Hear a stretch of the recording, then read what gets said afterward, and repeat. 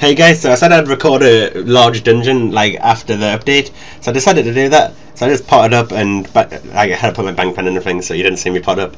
So just starting the floor as usual. So obviously at the start of a dungeon now you need less money, and there's me spam clicking like a retard. Just decided to start with them, sold the arrows, and bought feathers, and a vial and some essence, and then started crafting the runes as I would normally do.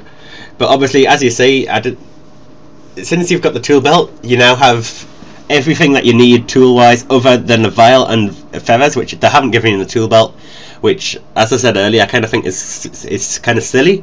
However, like, I guess it's kind of useful saving invent space, but I've never really had a problem with invent space, so I'm not really too bothered by the tool belt update too much. It's nothing special for me. So I was doing that room, and then I got asked to do the other room because no one else had the 97 smithing needed, so I ran and did that. So we were expecting like a quick time, obviously, because of the update and the times. So this team was actually all 120s. Like, it was just full of randoms though. I'm not friends with any of them. All I did was just find some random people in the world that were DJing. They were all 120 and they were all suiciding, so we're just trying to go for an epic time, basically.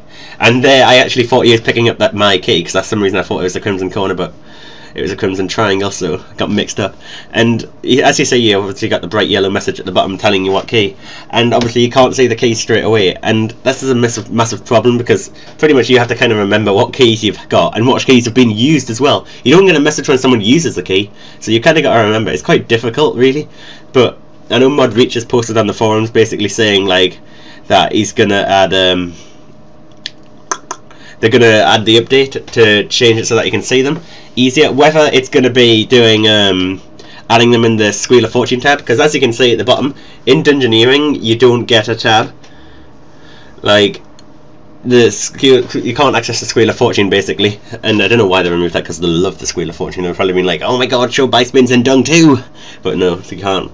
And so that would be a perfect place. Like, I've seen a few pictures on like the high level forums that people have like created themselves, and just showed like a picture of a little key on it, and then had all the keys and like an inventory set up in there, which I think would be great, and that would be very useful.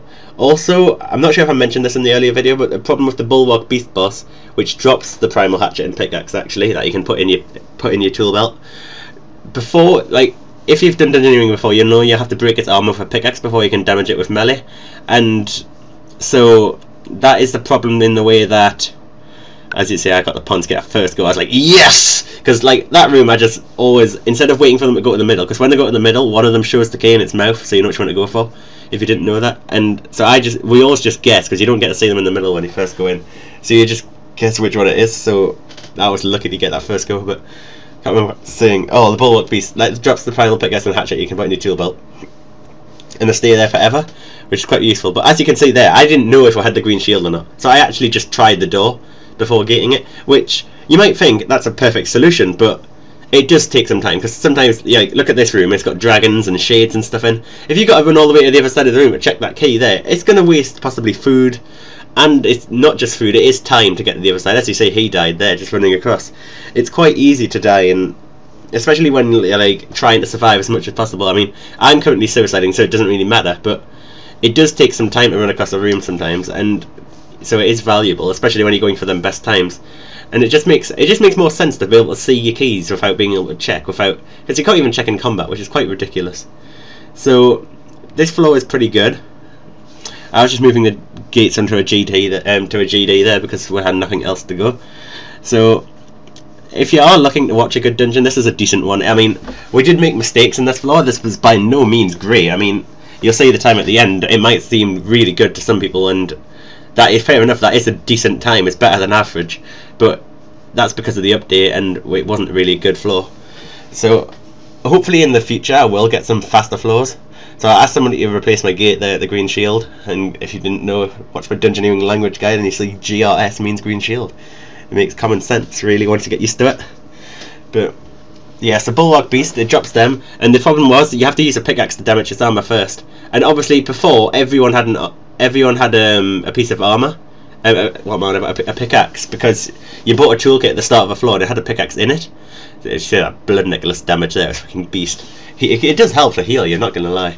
Just a little bit, but the extra damage on the monsters is really good. So I'm just currently suiciding now because I found the Crimson Corner key, and the Crimson Corner is at base because I remember that from earlier where I made a gate and then had to destroy it. So as you can see, just died. Telly there. So if you are suiciding, that is one tactic if you don't want a home telly. But really, I'd have probably been quick at a home telly, and most of the time you are, unless you're low HP, or you wait until you do for doors. So as you can see, someone at the bottom has gated the Crimson Shield, and I've just picked it up, which means I'd have to telly GT, drop it, they'd have to telly GT, pick it up, and then telly back to the gate. But literally, they can open the door straight away as soon as I pick up the key, which is quite, it does save for quite a lot of time. If you underestimate it, it does really make a difference. But again, I keep going off the topic of the Bulwark Beast. So before, everyone had a pickaxe to use straight away to mine for its armor. However, now you don't, and it's in your toolkit, which you can't wield that in from your toolkit. However, what Jagex did, which not many people realised at first, is that if you do have the Bulwark Beast, you can just hit it with your Primal 2H, and because you've got a pickaxe in your toolkit, it'll act basically as if you have one, as if you are using it. So you'll mine straight for the armor, which is pretty cool. However, you do use the Primal 2H animation, which is quite weird, because I imagine that you would like it'd make common sense if you just used the pickaxe animation, but no, you're sitting there hitting it with your 2H, but secretly you're hitting it with your pickaxe, just all in secret. But Modreach has made a few posts on the forums saying that he's gonna see if he can get that changed as well, because it makes no sense to hit it with a Primal 2H. But there is another glitch that you hit the Bulwark Beast of range and it doesn't work. Don't know exactly what happens. I just saw on the forums that it doesn't work, which is quite odd. And the other glitch is that when you come out of dungeons, your tool belt stays as a Dungeoneering one, which is again quite weird. So I hope you're enjoying watching this, because I did promise it. So now you get this room, and as you can see on the floor, the chisel's still there. And to be honest, obviously that's not a big deal, really, is it? I mean, and it's not at all. Oh, and you see there, I completely failed. Oh, did I? No, I didn't. But I thought it broke when I did it, but I put it straight on so quickly. You see, as I held 2, because I know the sword is 1, the bow is 2, and the staff is 3. I just hold it, because I check which one I need to make and hold it, and that way I'm more likely to make it before I get attacked. Because obviously, you know, everything combat interrupts your little menus, so that is pretty cool. I was saying something that I can't remember. I keep interrupting myself. God damn it! But yeah, I hope you're enjoying this. But oh yeah, about the chisels. Like, obviously you get a chisel in your tool belt now, and you also get a needle, which you didn't get before. Now I don't know the point in a needle, because no one wants to create mage robes and any of that shit, because it's a waste of time. But you do have a chisel, and there's many puzzle rooms like that one that I just did, where you have to like craft little armor piece, like a sword or a weapon or whatever, and you do need a chisel. But normally they're not sold in a toolkit, they're normally just dropped in the room, and as you can see, it was still in the room there, but now everyone has it automatically and you can't get rid of it, which obviously it's not a big deal that it's still there. You can pick it up still and you'll have it, and that's obviously not a massive deal, but to me it's just unprofessional that the oversight little things like that. I mean, it's not going to slow down dungeons, it's not going to piss anyone off, but it's just, I just kind of say it's unprofessional, like in the way that they just missed something out like that. Now, I just think this update could have been done better. I mean, we all knew what the update was going to add to Dungeoneering. Like, it is going to make it more accessible to the lower levels. I know it's going to make it a lot easier for the higher levels, and people, that's why a lot of the high levels complained about it, because of the simple fact that it makes it easier, and it's a lot easier. It does take a bit of the skill out of Dungeoneering. There's less skill involved, because it's much easier, and takes a lot. It's much easier to get shorter times, hence improving like the XP. But obviously, they do it to all skills. All skills get faster over time, so it's not too much of a problem. But Dungeoneering is one of the most fun skills in the game, and I guess it still involves some skill, because I mean the better teams are still going to get faster times always.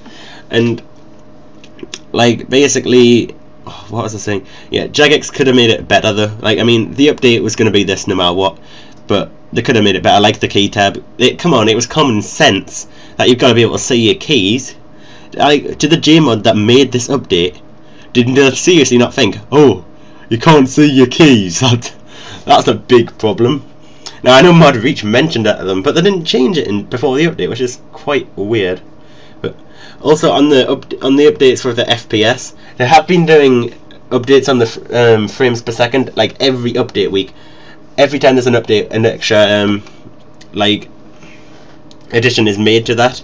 And as you can see, like this week, the last couple of weeks, everyone's had an improved FPS. Well, not everyone, but the majority of players have seen better average FPS. Now, it's not perfect. By no means is it perfect, but they're very, very close to a new. They're very close to the new update. If you know what I mean, the new update. What am I on about? They're very close to a fix being produced. It is pretty much in testing, and it should be out possibly in the next week. No, they've not promised that. They've just said they haven't said an ETA. They just reckon it's possibly going to be the next week. So you should be looking out for that soon. And then that should mean that everyone is fixed for FPS, and you'll be back to what you were before the bot nuke. Because obviously, what the bot nuke did was change a lot of the game code, or change a lot of the way the game works. Hence, it was basically like, you know what I mean. It changed the way the game works. So it caused a lot of people issues with the frames per second. And they've finally managed to make it fixed. Now, it's been a long fix. I mean, the update for the bots was 6 months ago. That's an awfully long time. But they finally managed to get it, and it should be out in possibly like the next week. So look forward to that. So, as you can see, we've got the Bulwark Beast. Now, that is not the best boss for time. And we also took a while to get the GT there for some reason, but I managed to get it there. But now, as you can see, we're using our Primal 2Hs on Crush, and it's doing the mining damage as if we're mining. And that's pretty awesome. As you can see by my text. So that's pretty cool. I didn't know that until I got here and just hit it. But yeah, it works. That's pretty awesome. And we actually did another floor after this, but I didn't record that one. But the next one actually is faster, but not by much, so it doesn't make much difference. So just taking down the boss now, and then the floor's done. So it's pretty impressive, really. It wasn't too good. I mean, there was one way at the start.